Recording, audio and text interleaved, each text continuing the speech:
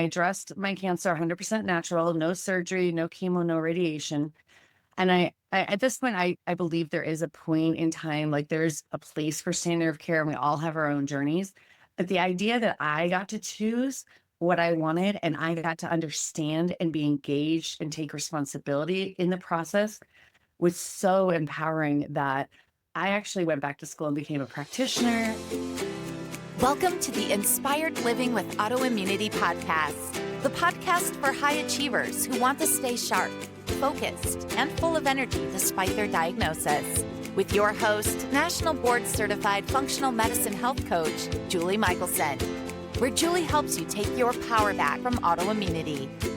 And now here's your host, Julie Michelson.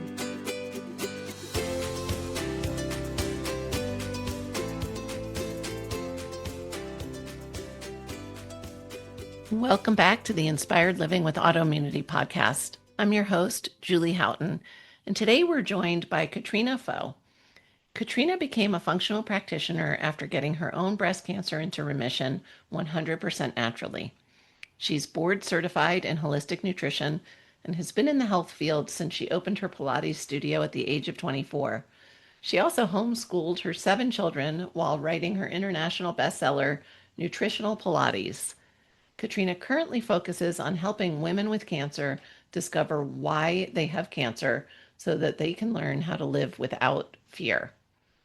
In today's conversation, we are discussing those common drivers of cancer and their connection to autoimmunity, as well as the importance of a truly personalized approach in order to heal and stay healthy.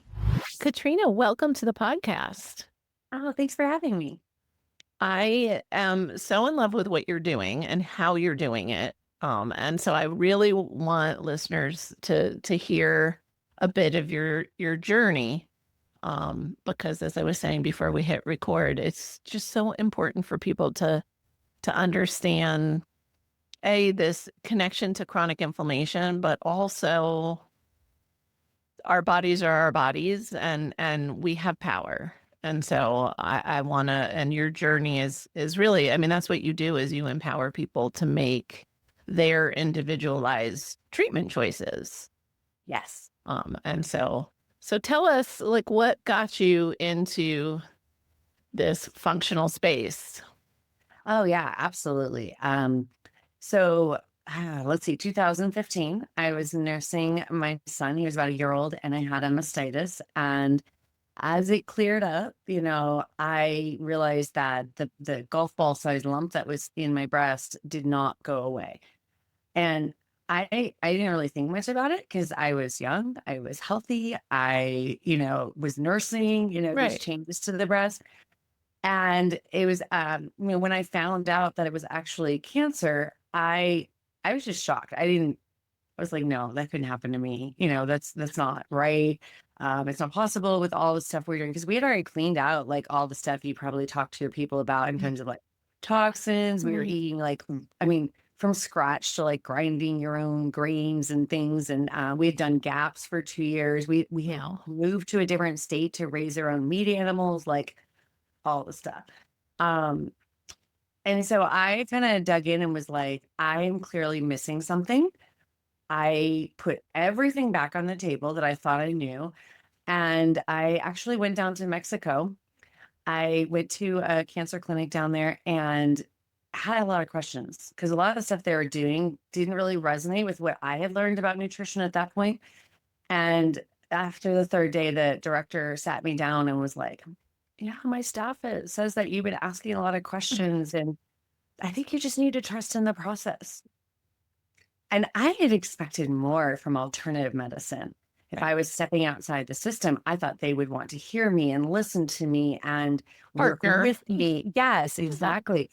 And I explained to him, like, well, you don't have answers to my questions. That doesn't really elicit a lot of trust. And so he said that he thought I should leave. So wow. Well, that was a blessing, huh? And looking back, it was the best thing that could have happened to me because what they were doing did not resonate with my body. But it felt like, the floor had dropped out at that point because I didn't know what to do. And so I started looking around and a friend connected me and told me about functional medicine. I had never heard of it. I'd never done any testing. I had, you read about stuff, blogs, podcasts, whatever. You start taking a supplement, you make a diet change, and you assume it's doing what it's doing, what, the blog What they says. say. And the idea of actually being able to test those things and see if what I think is happening was revolutionary. And then the idea, taking it further, of like finding out what's going on that I had no clue about, just blew my mind. And I got very excited. And we found a lot of things that I had no symptoms of, none. Mm. And it was profound. And so going through that whole process, I addressed my cancer 100% natural, no surgery, no chemo, no radiation. And I at this point, I believe there is a point in time, like there's a place for standard of care, and we all have our own journeys. But the idea that I got to choose what I wanted, and I got to understand and be engaged and take responsibility in the process, was so empowering that I actually went back to school and became a practitioner. And that's what I'm really passionate about at this point.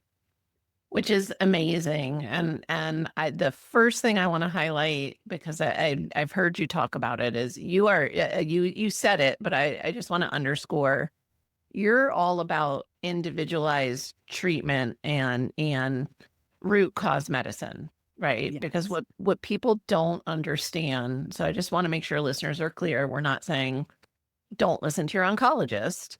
Right. But there is no one size fits all, and people just don't. It's the same as just taking the medications for something like RA and not changing anything else or finding out why, it exhibited to begin with. And so you're helping people off that hamster wheel.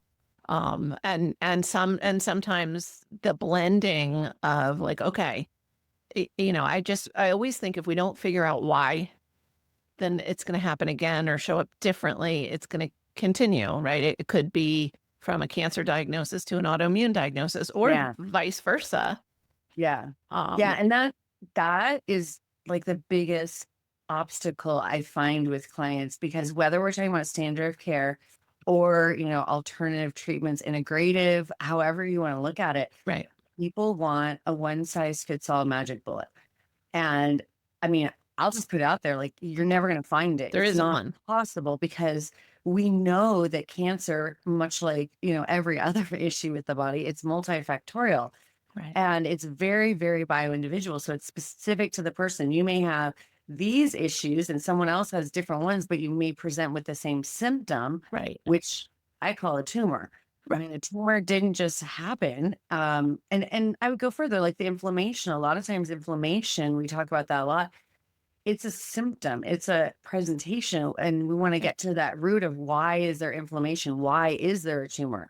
Because our bodies were designed to anti-inflame when it's supposed to, but that magic bullet, like, we want that. And I can't tell you how many times I have clients coming to me, whatever type of doctor, and they've got this list of supplements, and I say, oh, did they do some testing? Nope. Crickets. And I'm like, okay, you're going to put people on these huge protocols to destroy their sex hormones, which is a big thing in the breast cancer world. That's And a then they whole nother podcast interview, because I Yeah. just went through this with somebody. It is. Hormones don't cause cancer, because we all have hormones, and And they're not.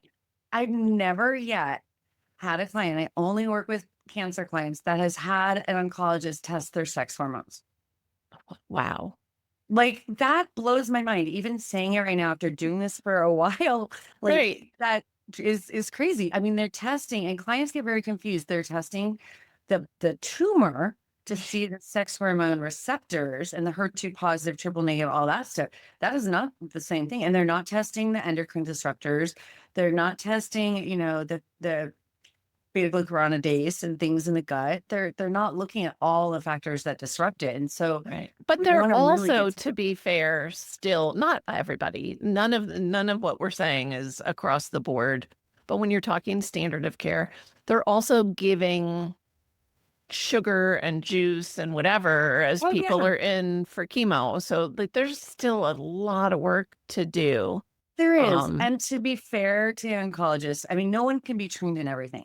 And Right. they're very good at what they do. They're excellent with diagnostics and they're, figuring things out Yeah. in terms of their surgery and their chemos and such.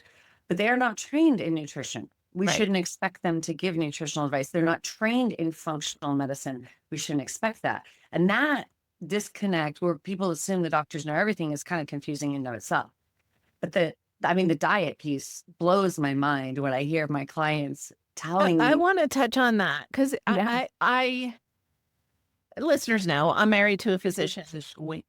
We have a functional medicine clinic, so we see all the things. right. And I am always giving physicians grace, and no, nobody can be trained in everything. And that's why you create a collaborative care team, right? Yes. If you have something complicated going on, hopefully with somebody like you or us at the pulling it all together to account for let's fix lifestyle and find the why Yeah. while we come up with the best treatment plan. But the part that drives me a little bit crazy with the whole sugar cancer thing is they give you glucose for a PET scan to find so like it's not a question of does cancer respond to sugar? Like we know that's literally how they find it on the scan. Yep. And then they say, eat whatever you want. It doesn't matter. And I'm like, nothing could be further from the truth. And if they do start to say something, which they'll say something generic like, oh yeah, eat healthy. I'm sorry. I talk to a lot of people and everybody thinks they eat healthy when they come to me. And what their version of healthy and mine are oftentimes very different. Yes. I eat healthy. I eat clean. I'm like, tell me more. What does that really mean? Right. Yeah. And it's just a sign of where they're at, what that actually means for them. But I mean, when we're talking about cancer, I mean, and autoimmune too, like we're trying to do therapeutic work. We're not trying to be healthy. We're trying to take you from a unhealthy place and bring you back. And that's a big difference. Like you can't just generically kind of eat well and think you're going to cure cancer. It doesn't work like that. And so the shifts that need to be made, I mean, yes, I have a place to start with my clients. We do a very clean ketogenic diet. We get them into it very gracefully and such. And then we work up to therapeutic levels, but it's very personalized. I mean, it's not a one size fits all because what I find often is people are testing themselves. They're looking at their ketones. They're not even in ketosis, even though they're eating the right things.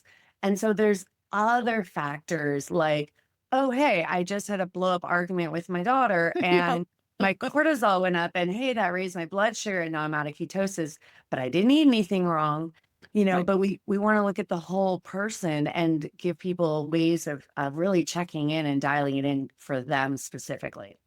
Yeah, which is so important. But and I love that. That's my favorite. I remember years ago, I had a client who was already living like very keto lifestyle when I started working with him, but was still is high stress, multi-company, entrepreneur.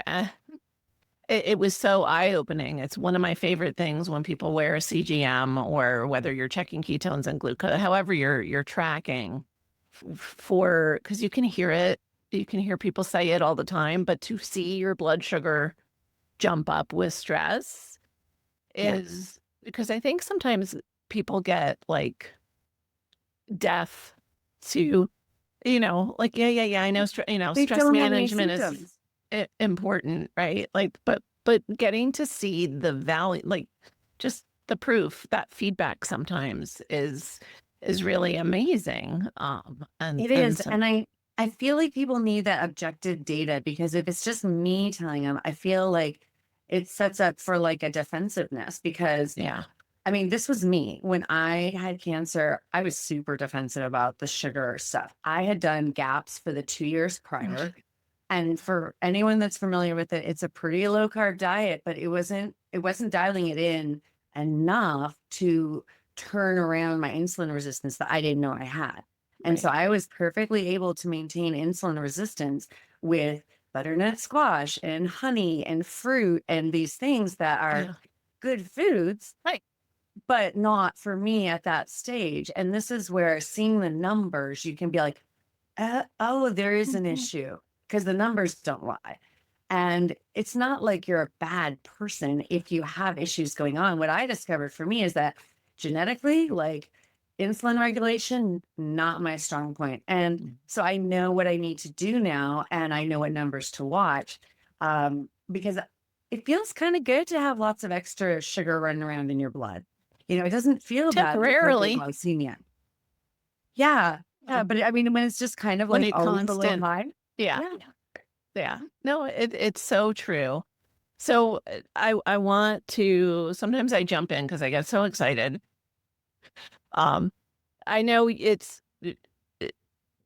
your story is the perfect example of somebody who was already doing the things, right? So it's not that, first of all, we don't play the blame game, and just when I tell people, like take some autonomy and responsibility for creating the change, finding the partner, doing the things, it doesn't mean like, oh, it was your fault to begin with, but also it's so, like, if I did a toxin panel right now, I know, because like I'm a collector, so um it's been over a decade that I've been eating organic ever since it was a thing. I've been avoiding plastic for over a decade. I still have high glyphosate. I still have high BPA.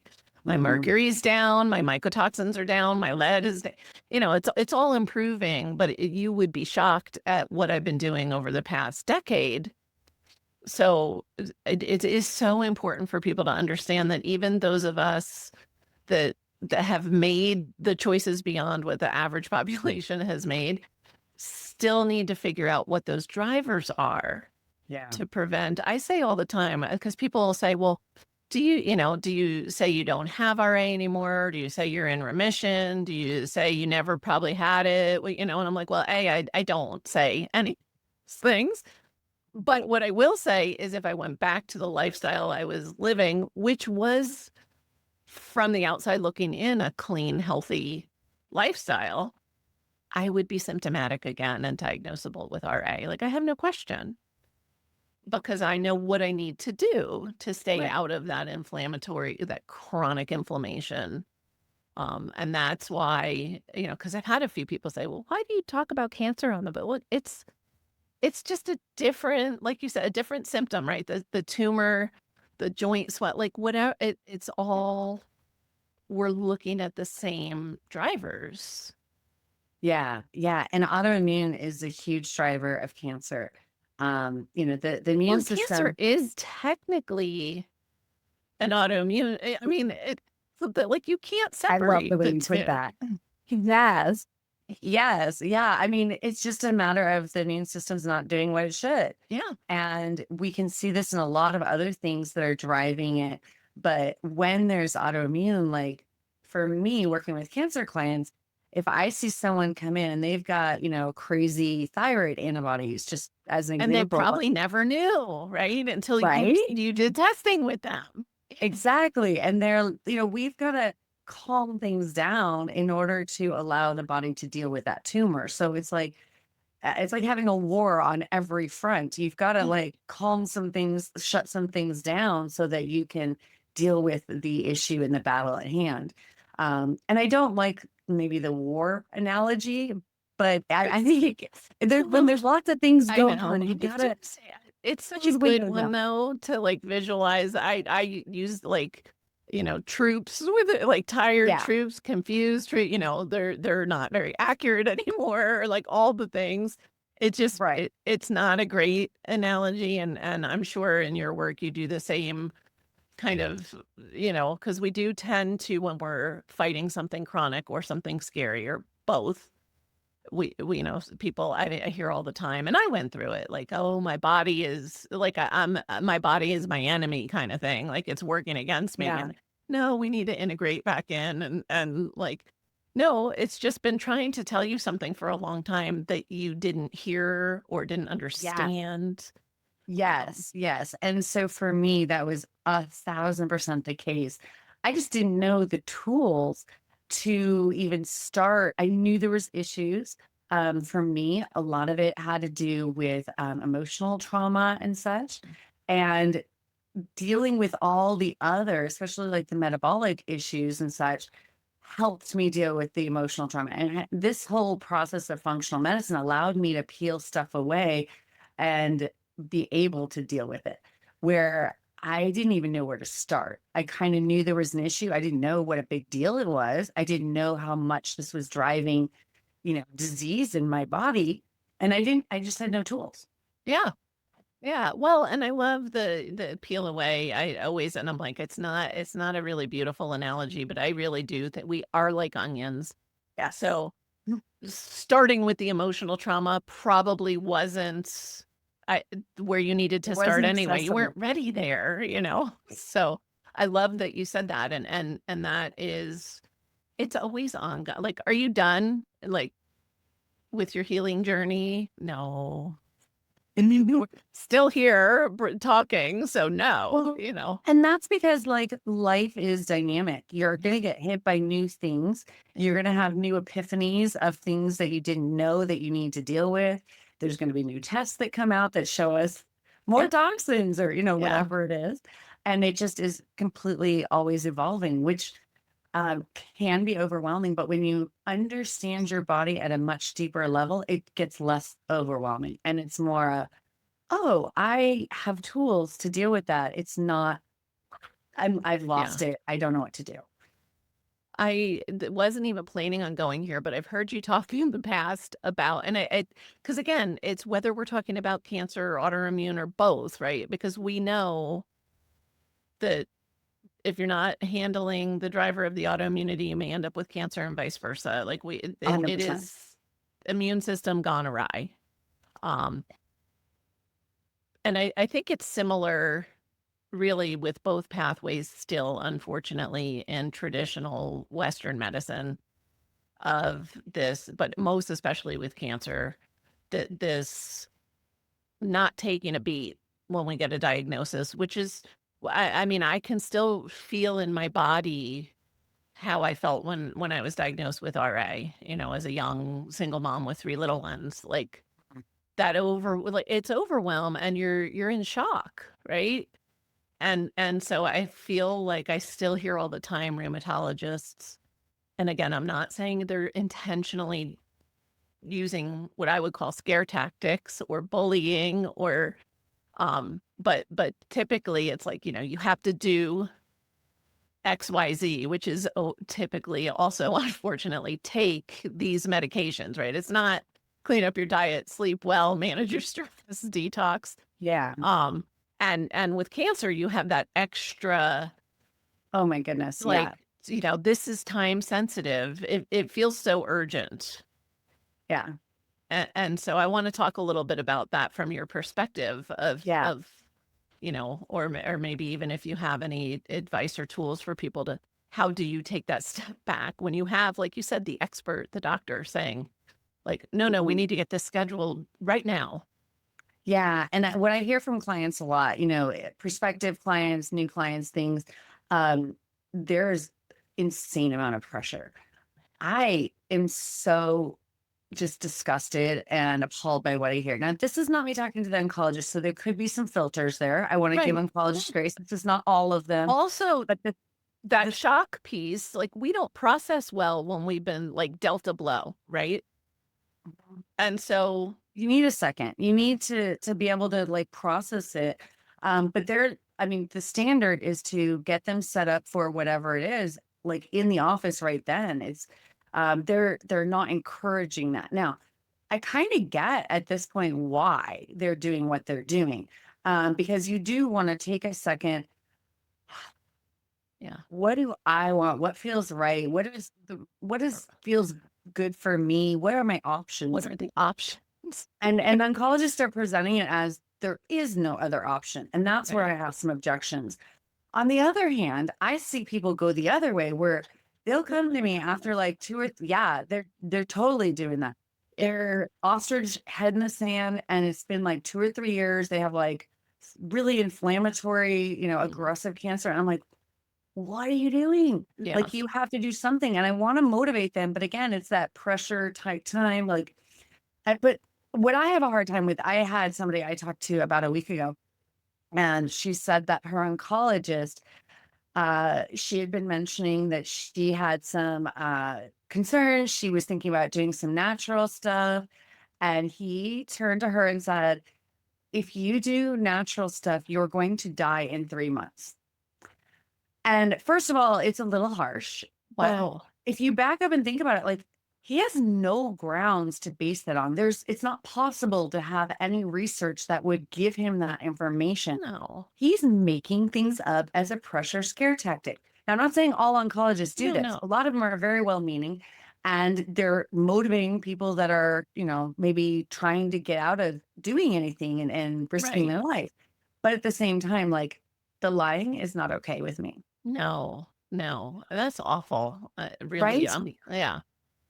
And so I just encourage everyone, take some time, but take it and be intentional with it, Mm. and give yourself like a deadline for yourself to make a decision by. Because if you don't make a decision, you live in this perpetual state of like, I don't know what to do. And Right. they're like And then you're researching stuck. everything, and they're frozen. And that Yeah. state is more stressful than anything I know about. And those people are usually running themselves ragged, staying up all night. Like, I'm like, you can't be up at 2 a.m. researching stuff. Yeah. You need to be sleeping. Like, Right. that's when That's when you go, how does stress play in as a driver? With that personality, right? exactly. I want to talk about some of not some of them, they're all overlapping, but the drivers of cancer, the things that people at least can step back, even just kind of take stock for themselves as Mhm. like, if they're considering these things as potential inputs, of like, oh yeah. I mean, most people are pretty clear on, even if they tell you eat healthy, they know what they're eating, or you know what I Yeah, mean? Like, so 100%. what are some of the lifestyle things? What are I call it rocks I look under? I know you also Like do a that. lot of texting, like what, or testing, not texting. Um, what are where do you start? What's that big picture that you want people to consider? Yeah. So there's 10 areas that I'm looking at, and each one of them has layers in it. Yeah. Yeah, Okay. exactly. But these are the things that are shown in the research to cause cancer, drive cancer, be associated with cancer. It's not just, I don't like this, I feel you shouldn't do it. It's not my opinions. This is like the research. And most of these, with the exception of the emotional trauma that I alluded to before, have very concrete data that we will run tests on to see if these are issues. So I mentioned the emotional trauma. Usually, a year prior, there's something that's really broken the cancer client's heart, and maybe they haven't processed it properly. When I say this, usually people are like, I know what that is. Yep. Sometimes it takes a little digging. Like in my case, I kind of knew there was something, but I didn't know how bad it was. Right. Mhm. Um, that's one. Cancer is a metabolic disease. The metabolic balance is a big one. So blood sugar regulation, and this is one that people fight on a lot, and especially because in cancer circles, there's a lot of juicing and vegan diets and such that is not helpful with the blood sugar regulation. And they're like, but test it. Let's just see, where are you at? Because like you Yeah. said, the PET scans are based around this idea that cancer gobbles up sugar. And we have this beautiful ability of our body to make ketones for free that have been shown to shrink tumors, stop tumor growth, all this amazing health benefits, and they're free. Well, and that's the one, again, that one piece that, because I just have trouble let it go of like, you don't need years of training in nutrition Mm.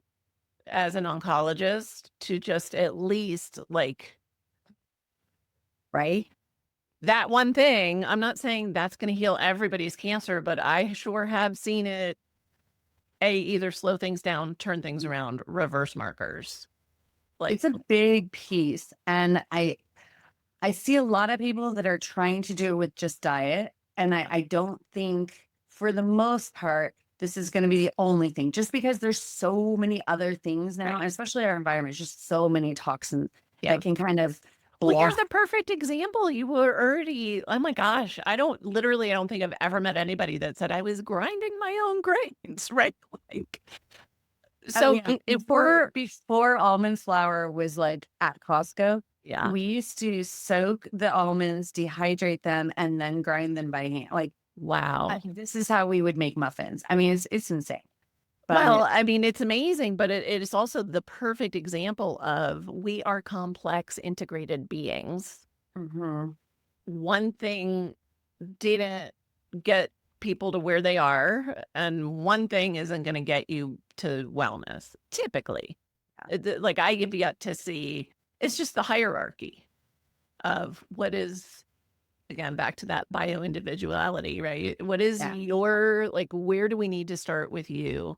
But to me, like across the board, it's the sugar's the low hanging fruit. Like, don't do it. It should be, and it's kind of crazy when you start diving in and working with clients how much addictions and just our Emotional device, like, yes. And you talk about a cancer diagnosis. What do they want? They want the wine, they want the chocolate, they want the carbs, and it's hard to really, a lot of them are motivated, but it's hard to deal with that. But there's so much of our society is based around yeah. carbs and sugar and holidays and celebrations. And to get out of that feels a lot of times when you have a cancer diagnosis, like you're going to have no social life, no contact with the outside world, which especially for an extrovert can be just like, Yeah. I'm already dead. Like, Right. so there's a lot of other nuances to some of these areas that seem very straightforward. Count your carbs. It's not that simple. No. Yeah. Absolutely. Well, and again, even back to the example of the stress driving cortisol driving blood sugar, right? Like it's not there. Not just Again, it's back to there's no quick fix. There's no magic pill or magic diet or, but yeah. I do feel like it is a disservice across the board for anybody receiving a cancer diagnosis not to at least be informed. And find somebody to support you to do this thing. And no, it's not a magic thing, but it's necessary. Well, and a lot of them are getting some kind of support. I'm seeing now they'll have like, oh, go see the RD, blah, blah, blah. And they're just telling them to eat the food pyramid, which isn't going to do anything. I was going to say, I had a diabetic client once say, she said, I had to meet with a diabetes coach, which I didn't even know back then that was a thing, right? I guess for insurance, when she was diagnosed, she had to meet with a diabetes coach because when I found out that she was having oatmeal for breakfast every morning, and I'm like, and you actually had a conversation with somebody called a diabetes coach who told you to eat oatmeal for breakfast? But that's actually what most cancer clients, like if they're doing any kind of Gearson stuff, that's what they're saying they should have is oatmeal. And they're saying it for the beta glucans and such. And I'm like, that is by far such a piddly amount of beta glucans you're going to get. And it's not therapeutic. It's not the best form. Like, and the sugar bomb and is it not worth it. complicates. Right. Mhm. So Yeah. I got excited again. I interrupted you. No, you're But fine. the These are- emotional trauma, the metabolic balance. Yeah. And those are Yeah. two things that I know if anyone's listened to any other episodes I've done, like they're familiar that these are definitely areas we need to work on to heal. Yeah. Yeah. And then I'll throw out there the microbiome. So in cancer circles, everyone's talking about ivermectin, fenbendazole, menbendazole, all these things. And they're anti-parasites and they can help if you have parasites. But I mean, people aren't even testing and they're taking Right. this stuff and there's herbs that are amazing for this stuff that you don't even have the side effects. But also I can't beat this drum enough. Like people are not looking at their digestion and I mean, if you go to a keto diet, you have to make sure you're digesting fat properly because most women that are middle aged grew up like I did, hearing fat is bad and not eating fat. So if you switch all of a sudden to eating 80% of your diet is fat, like, hey, you might have some issues with that. Um, Right. and that's where And a do lot of you the still keto have a food comes from. gallbladder? And do you still, Yeah, like all these exactly. things? Yeah. But even beyond that, like making sure they have enough stomach acid, I rarely find somebody, especially with a cancer diagnosis, that does not have serious issues upstream. And this is not saying probiotics are bad, but that's very, very downstream. We want to look higher and look at the whole thing. Um, and I then always things say like if you feel your food between the time, if you feel anything going on between the time that you swallow and the time that it leaves your body, it's a symptom. It might be typical for you, but it's not, that is not ideal digestion. that is super, super well put. And I think that that's where a lot of us go wrong. Yeah. We think that, oh, it's typical, Heartburn for average. Yeah. Yeah. Not, Or yeah. when you ask, it's kind of like the people that are clean eaters, when because I'm sure you do too. I ask everybody about their bowel movements and how regular they are. And again, I have to ask that follow-up question when people are like, oh, I'm regular, like, okay, well, how often do you have a bowel movement? And I mean, I have heard from grown, educated adults, like twice a week, after telling me that's regular, because that's typical for them. And I'm like, okay, we've got some motility issues we need to tackle first. No wonder you're so toxic. People aren't connecting that that's something you can do something about, or like taking it further, leading into the next bucket. Yeah. I mean, with the hormones, a lot of people aren't connecting that it might not be just the gut, that like things like your thyroid is going to play a part in the motility of Right. your gut. So they're all kind of really tied together. And this is where I love being able to test. I mean, I make all my clients do all the testing because I don't want to miss something. Because when you're looking at things that are all tied together, you've got to see it. Yeah. So with that hormone, you've got the sex hormones, and it's not just like we've been talking about for so long about high estrogen bad. It's how the body is processing it out. There's different pathways. And when we use something like a Dutch test, we can see which pathway is being used and if it's appropriate. And that's what the research is pointing towards, might be even more connected to cancer. The adrenals, the thyroid hormones, all of that we want to look at. And with the adrenals, we also want to look at, like you were talking about, the stress levels, the circadian rhythm. I mean, the sleep stories. I rolled my eyes because I'm thinking, what circadian? And, I mean, so many people we're so far away from how we were designed to live, and that's that's why we're doing what we're doing, right? It's because we have to kind of take extraordinary measures to keep our bodies healthy and protected, or return them to health and then protected. Yeah. Because of just the modern times that we live in. Yeah. And I'll just tell you, for me, like before and when I had cancer, I just thought, I'm a night owl. This is how I am. This is who I am. This is how I was made. This is just it. And as I did this work of getting everything dialed in for myself, I shifted, and I get up on my own without an alarm clock, usually before 6 a.m. every single day.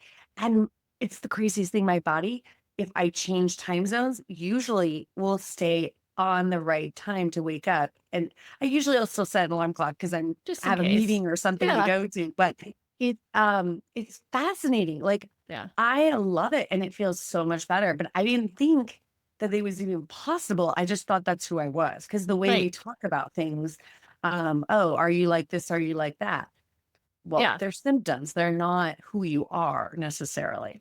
We had dinner with friends last night, and I was telling on my husband about how he was another, even I thought he was a night owl and I'm an early bird and I like to go to bed early, and he falls asleep before me almost every night now. And not because I'm going to bed at midnight or 2, Right.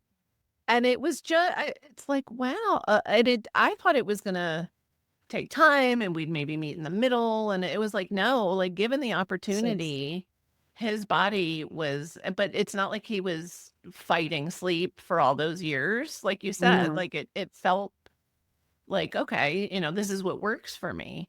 Right. And so that's like the people and yes, I know genetically there are some people that are super sleepers. It's way fewer than the amount of people who think they're super sleepers and they just only need 4 hours of sleep. Like Uh-uh. I've yet to meet one in person. I know they exist, but they're like unicorns. They're really rare. Yeah. Yeah. Yeah. Yeah. I love my aura ring, looking at all that stuff because I feel like I'm a really good sleeper, but I don't look at it in terms of the time. I still need my Right. 8 hours, but like my REM levels and things Yeah. and my bounce back, all of that I can see reflected in this. Mm. And I And think what it's did it's I a lot of smart. do that, it just helps us make adjustments. Exactly. Yeah. Exactly. I love that. Now, another one of the big ones, and I'd say this Mhm. is probably the biggest bucket, is the toxins. Thank you. And most of my clients, when they come to me, they've already done a lot of work in this area. It's what did they not get? Or kind of like what you were talking about, where is it coming from that we can, try to problem solve, test the water, look at a lot of people have the high glyphosate and they're not eating Right. glyphosate, which is Yeah. a big thing. Where are the farms around you? Yep. Where is it Do you coming? live Is on it a in your golf water? course? Do you? It's Yeah. insane, and Yeah. some of the stuff we don't have 100% under our control, and this is where I talk a lot about good, better, best. I want my clients to know what Yep. perfection is and go that direction, but give themselves the grace to know they're never gonna attain it in this lifetime, and that's Yeah. okay. We're gonna find what is the next best option because they understand what the problem is. Um, for me, this was, toxic levels of mold. We had moved into a house 8 months prior and had massive amounts of black mold and uh, ripped it out ourselves. Didn't know what was going like. I didn't even know that mold was a toxin and I had no idea any of this stuff, but it was a really big deal. And then you look at my genetics, that's another one of the buckets. Yep. And this is not, I can't scream this enough. This is not the oncological genetics that I'm looking at. I'm looking at the low penetrance ones that you can do something about with epigenetics. So those lifestyle and diet choices, which I know Julie, but No, I'm just for so anyone glad out you there. said that. Yeah. Yeah. So like I have terrible detox genes. Like Me I have some too. hiccups there that are it's not my strong point. So what does that mean? It means that I still do coffee enemas on a regular basis because I know it just helps me to do better with my detox, make glutathione, all this stuff. Other people may not need to do that once they get out of Right. the toxins. And this is where we can really personalize it for the person. Yeah. And that's I had a few different clients who were like, well, when are they going to be like zero? When am I going to be clean? And I'm like, well, you're not like, no, because again, it's Let's good to reframe. know what's perfect, but it's not attainable. Right. It's just like, you said life is dynamic, right? So we're always being slammed and exposed and all the things. And so I love that, that the whole good, better, best is I used to get frustrated when I was still in my perfectionist for, healing, holding Uh-huh. everything so tightly, back before he was my husband. But when my husband would say, but health is resilient and better, better is better. And now my staff at the clinic, they're like, we're going to make you a sign, better is better. It's so profound. And I'm like, no, but every little good choice you make helps. Hmm. And it's not, I always tell people, like, you want to learn, like, your body, what do you need to stay healthy and well and protect that. But even that is always has a range. Like, when I travel, like my home, I'm guessing you're very similar. My home is my haven. Yeah. We're as close to perfect without being stressed about it Yeah. at home. It's just our normal, right? Because I want to take the hits when I travel, eh, but we're always going to have those exposures. Yeah. Yeah. 100%. And that's where you got to pick your battles because you're not going to get everything lined up And if you do, at what cost? I mean, Right. stress wise, you know, Right. so, It's like, and okay, then, I have my toxic burden is low, but my stress is through the roof and I don't sleep. and where So, did joy go in the middle of that? You know, it's, yeah. you know, I joke with my clients, but it's very real. Like the food is a good example. Like, yes, we want to dial in the food and get in ketosis, but we also want to like Live. enjoy the food. Yeah. And, you know, there's ways to do both, but it has to be intentional. And that intentionality is where I think we can find the happy place. Oh, I love that. Uh, so aligned. Yeah. Do Oh, you yeah, have I know, some right? Yeah. So the ones that I have left, we look at markers for angiogenesis and metastasis with cancer. So with the angiogenesis, that's a production of new blood vessels. And people hear that there's blood vessels being formed, but they don't realize the tumor is signaling the body and like hijacking your body to make it blood vessels so it gets more blood sugar so it can grow faster. And we can see markers with the copper and different things of this happening, and we can address it naturally, which is lovely. Um, Immune modulation, there's a whole bucket for that. So we're looking at autoimmune, and you can see that. I mean, that's a small component, although it's not small. We're looking at, you know, vitamin D levels. Almost everyone I talk to has, you know, taken a vitamin D test, and that might be one thing the oncologists do run. And they'll take some vitamin D, but they don't retest to see if it hit the mark.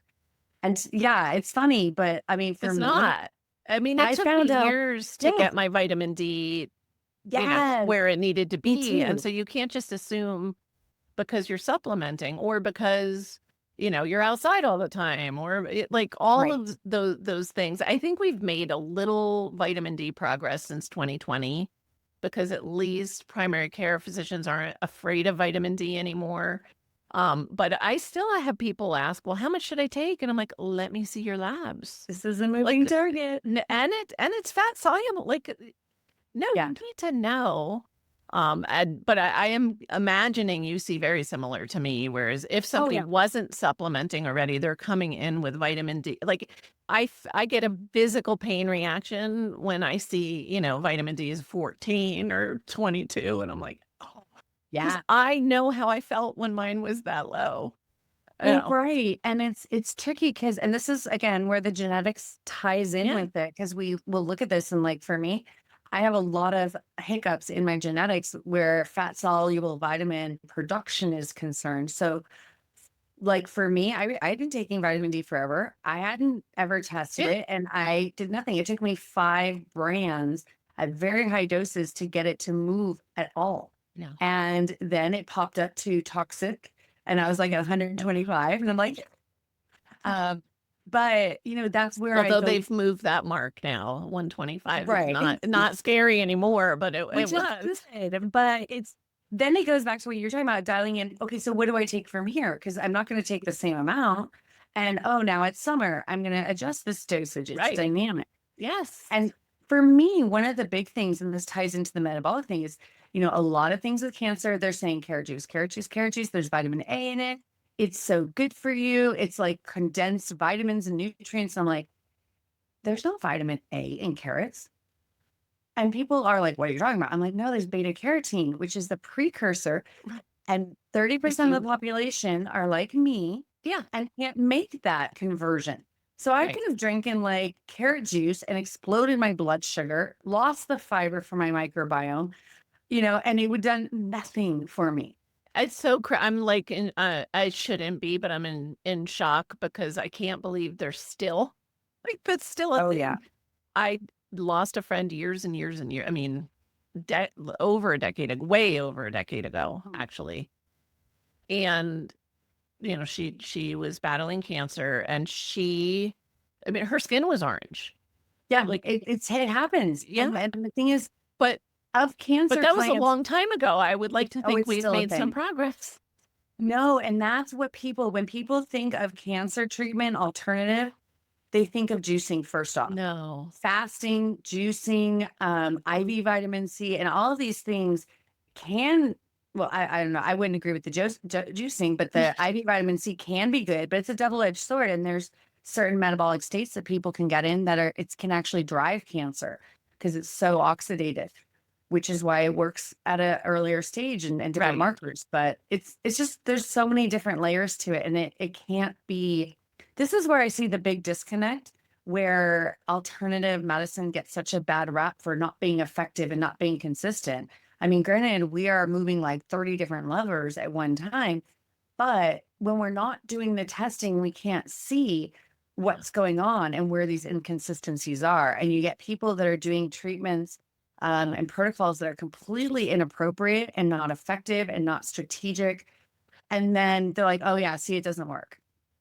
No. Don't you think, like, to me, when I think of alarm bells, right? Like, I think of somebody, God forbid, saying, an oncologist saying, like, if you don't do this, or you need to do this immediately. We got to get this scheduled before you using the intentional or not, the scare tactics, that bullying to me is an alarm bell, not the right oncologist for me. Right. Because alternative, like, it's such a big umbrella. Even functional medicine has gotten, I've met so many people who are like, well, I have a functional medicine provider and they're treating my hormones. And we're talking about like a postmenopausal woman, right? And I'm like, well, tell me more about your functional medicine provider. Oh, it's a chiropractor. And I'm like, well, then they're not they're not all this, Yeah, functional it's medicine is a hard. framework, and within that, right? And so an integrative or alternative or even functional medicine, any center, provider, fill in the blank, that has a protocol that they use for everybody, that you should run.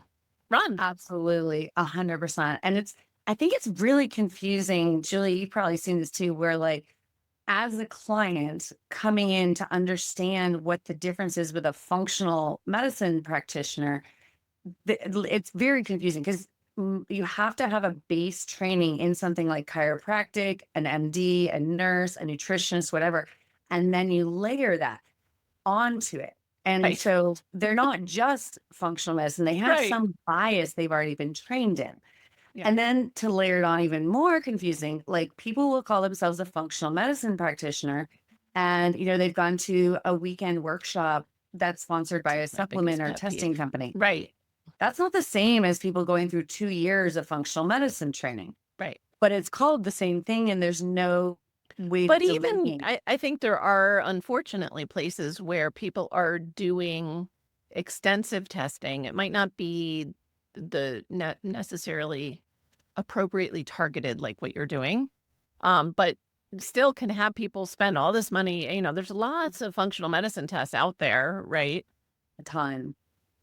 But again, if they have a one-size-fits-all protocol, then they're not actually treating you anyway, even if they're spending all your money on labs. Because not, yeah, Exactly. It's crazy, and it's really hard as the consumer to weed through all this, and especially when you're dealing with the emotional trauma of getting a diagnosis in and of itself. yeah, And you put a little pressure on them. I mean, I get it. I understand why they just do what the doctor says and they don't right, take the time like we were talking about. But getting to this root cause, the cool thing is, I look at cancer like a spectrum. hmm And, there's a point where there's a tumor and it's big enough to be seen on a scan, but that doesn't mean it's not progressing and things are going that direction beforehand, right, where we can see this on the functional testing. right, And once you're in, remission, whatever you want to call it, where there's no evidence of disease, that doesn't mean the terrain of your body is all taken care of, where it's not right, just going to pop right back. Because if you don't address that terrain, why wouldn't it come back? And I right, often make this, joke that's not a joke. Like if you have a client who has mold and they're in a moldy house and they Mhm. get cancer, and this is a known carcinogen, no one tests anything, they do their standard of care, they're still living in the moldy house, right, it's still in their body, why wouldn't it come back? right, And that's the part that like makes me crazy, because just like standard of care is kind of throwing, like, let's see if this works, wet spaghetti on the wall. I mean, for the most part, alternative medicine is doing the same thing. because they're not testing. It can be. And Yeah. yeah. And if you're just like, you got the list of supplements, like you were saying, or, oh, everybody gets IV there, everybody gets this. That's not Those aren't personalized addressing the medicine. root causes. Yeah. And the cool thing is when you get to these, why this happened, you have direction as to which of those adjunctive therapies, I call them, would be most effective. You know, Yeah. IV vitamin C, it doesn't hit all these drivers. And so you can see that. Just to make sure, so no one that's listening to this feels like they're going crazy. The one that we didn't mention was the inflammation and oxidative stress. Yeah. And I know you talk about this a lot. So the inflammation, you want to get to the root cause, which is in some of the other buckets a Right. lot of time. But the oxidative stress, I think, is one we don't talk about a lot because, like you were saying with the diet, when you are burning carbohydrates, like talking Krebs cycle, you're creating more ROS, the reactive oxidative species, that if they're not, if you don't have enough antioxidants to take care of them, Yeah.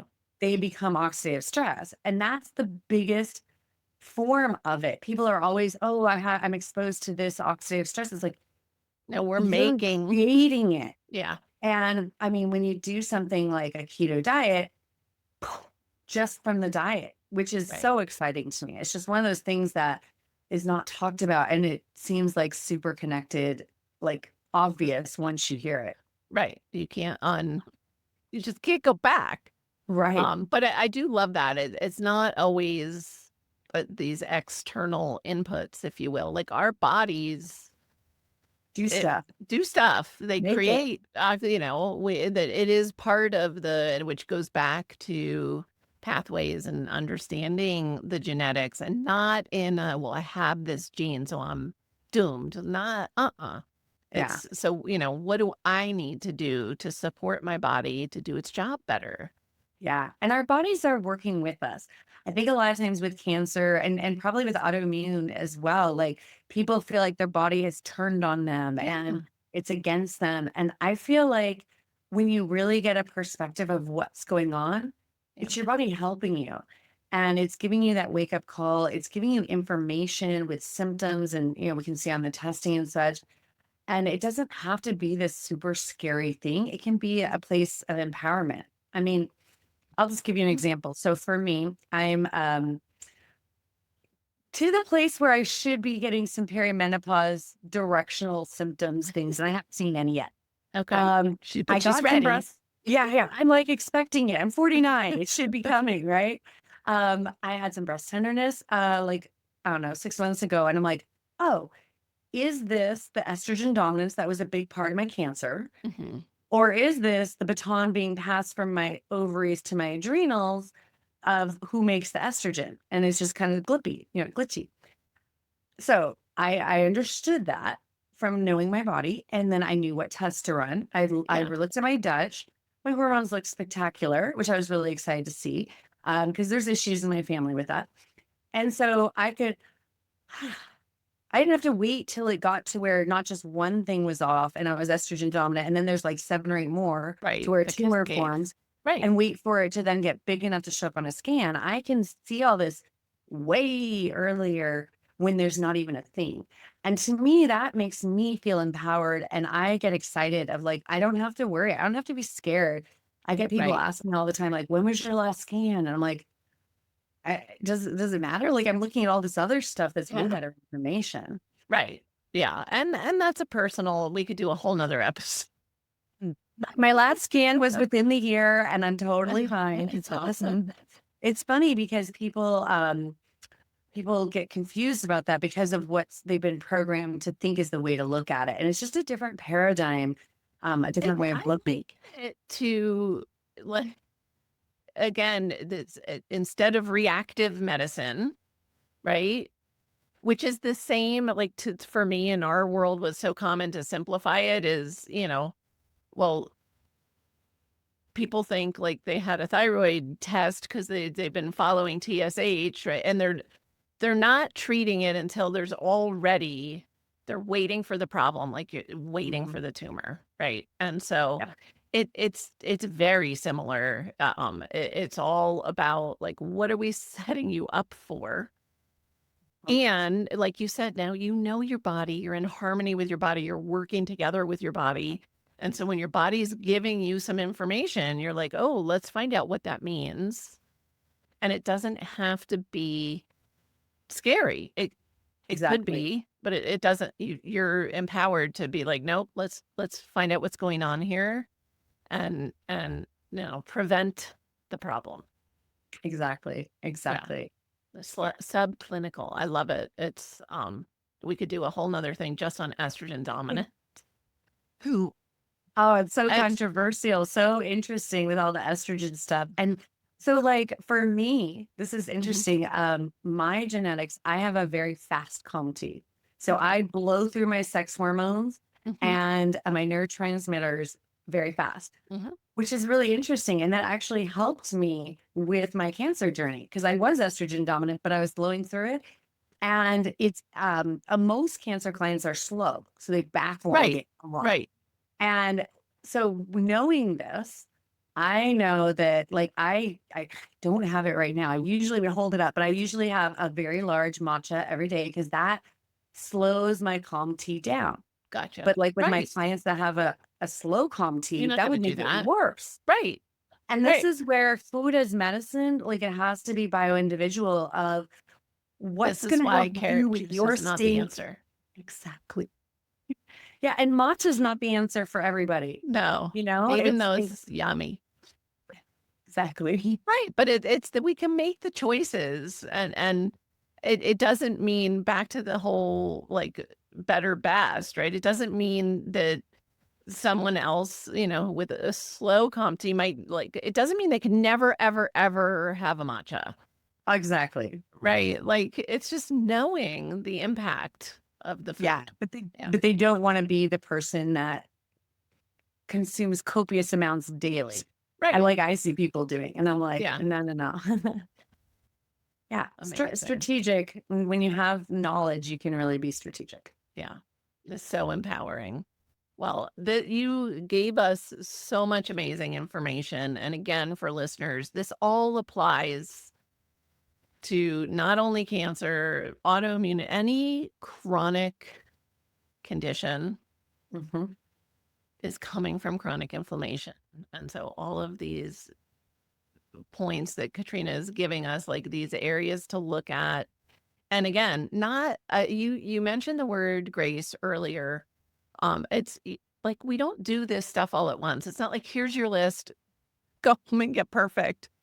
And so finding somebody like Katrina to guide you through the process, help you identify, but also the prioritizing and how do we make these changes for the individual.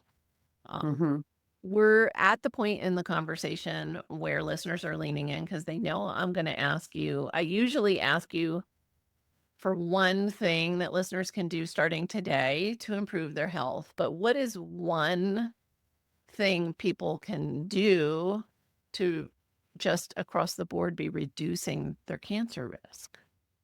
Oh, yeah. I love that question. There's so many things. And I think what I'm going to choose might shock some people. But the biggest thing I feel like is that inflammation with the seed oils. And most of the people that I talk to would be like, yeah, I do that. And, they're using coconut oil and such with their cooking, but there's still this insidiousness of it's in so many processed foods, but it's in every restaurant. Yes. If you're eating something with mayonnaise on it, it's made with canola oil. If you're having salad dressing, because that's the go-to. I'll just have a salad with some meat on it. That's healthy, right? No, that's terrible. Like that's where I'll bring my own salad dressing. I'm only giggling because years ago. You do that. Oh yeah, and it's funny is at home we cook. We don't eat out that really, and people are like, oh, you live in such a healthy area. It's like fake healthy. The restaurants are not. It's still hard to find a restaurant that doesn't use seed oils, that is using grass-fed and grass-finished beef. Like why would I pay for a corn-fed industrial steak when I have grass-fed in my freezer? We just can't do it. And we love cooking and so it works for us. but I laugh because years ago, I would carry, not dressing, but my dressing it was a packet of MCT oil plus a lime in my and some Himalayan sea salt in my purse.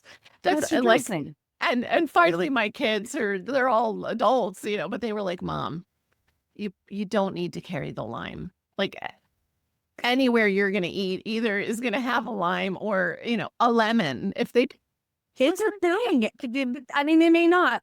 I had my mom and I went around with this and she's like, it just doesn't fit in my purse. And I'm like, we are going purse shopping.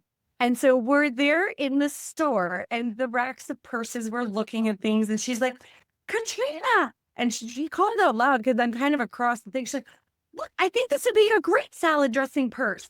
And there's a lady in between the two of us and she looks at us and she just loses it laughing. And the three of us were hysterical there because it just sounded so absurd. But I mean, she got the purse and she takes her salad dressing. Well, and I was at a longevity conference a couple months ago, and because I've gotten, again, which is a healthier place for me, I no longer carry limes, and I actually tend to not carry MCT oil in my purse anymore either. And we were having lunch at this conference, and it all looked clean, and normally I would not put the salad dressing on. I don't know what I was thinking, but I put their vinaigrette or whatever it was on, and man, did it hit me. I mean, I was like, I needed a nap, and it was like, oh, it was the salad dressing, and I did not. I did bring MCT oil the next day. Right. Because usually all I could eat or will choose to eat at an event like that would be the salad with, and then maybe not the protein. I always have grass-fed meat sticks and purse. Yeah. I mean, and you don't need like to travel with a Right. carpet bag. Right. But I want to point out because like you're saying that you're sensitive and you can feel that. Right. And that is such a huge blessing. I know a lot of times you probably get clients that like feel like it's a burden that they're so sensitive. And I just want to reframe that because most of my clients do not feel anything if they do that stuff. And it's so hard to work with when they are very sensitive, but they don't feel the sensitive. Right. No, it And is. so knowing that is good. Can be a pain in the neck to be the canary, right? But it really is a gift. I mean, you are the one who keeps everybody, safe. And again, I knew what I did have in my purse were binders. So I immediately went to my binders because those are always, they fit in any bag. And Those so are always in mine too. knowing what to do for yourself. And do you find with clients that once they get that inflammation down, they become more sensitive? Like in the beginning, they're like, gluten doesn't, but nothing bothers me. Yeah. A lot of the process that I'm working through with them, like I was talking about with the blood sugar, is to help them learn to listen to those whispers their body gives them because it's not that they don't have any. They've been kind of suppressed for so long. They've been taught, oh, that's fine, that's normal, whatever. Like, and they can hear it if they want to take the time and tease it out. But it's not as obnoxious and obvious sometimes as I definitely get smacked. I mean, without a doubt. It's subtle, like the breast tenderness I was talking about. But your body, and you knew that was a change. And I just want to mention. I could have written that off as like, oh, perimenopause, no big thing, and it could have been estrogen dominance, and it could have led to this. And that's where we changed the trajectory and by understanding. And I love we speak the same language that you said. Listen to the whispers because if you don't, they're going to get louder and louder and louder. And until you get something like cancer. Something like cancer. So let's not do that. So amazing. I appreciate you giving us extra time today. You are just a gem. Where for people that are like me that listen to podcasts on the go, where can people find more Katrina? Yes. Cancerfreedom.com is my website. You can find out more about the testing and such. And I'll give you the link that your people can get my ebook that goes over these 10 areas more in depth and some of the testing and such for each one specifically. But I'm on Instagram. It's just my name at Katrina Foe. And the YouTube will be up soon. So you guys can check that out. Cancer Freedom. Amazing. And you work with people nationwide? Yes, in the US. Yeah. Mm-hmm. Wonderful. That's true. I should specify because we do have listeners that are not in the US. Oh, okay. Amazing. Katrina, I so appreciate you sharing your journey, your wisdom, your guidance with us today. And just keep doing what you're doing, because this is how we create that wave of change. Yeah. Oh, thank you so much. I love what you're doing. And I love that this is so synergistic because they're so tied together. Thank They you really for are. having this important conversation. My true pleasure and blessing. And for everyone listening, remember you can get those links and those show notes and transcripts by visiting inspiredliving.show. I hope you had a great time and enjoyed this episode as much as I did. Go back and listen again and take some notes. I'll see you next week. Thank you for listening to Julie Michelson's Inspired Living with Autoimmunity. Did you enjoy this episode? Please like, share, and subscribe wherever you listen to podcasts. If you'd like to get a transcript of this and every other episode, just head on over to inspiredliving.show or click on the link in this episode's description.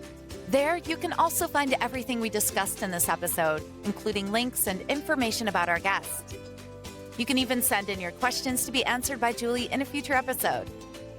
That's inspiredliving.show. Until next time, this is Julie Michelson's Inspired Living with Autoimmunity podcast, helping you take your power back.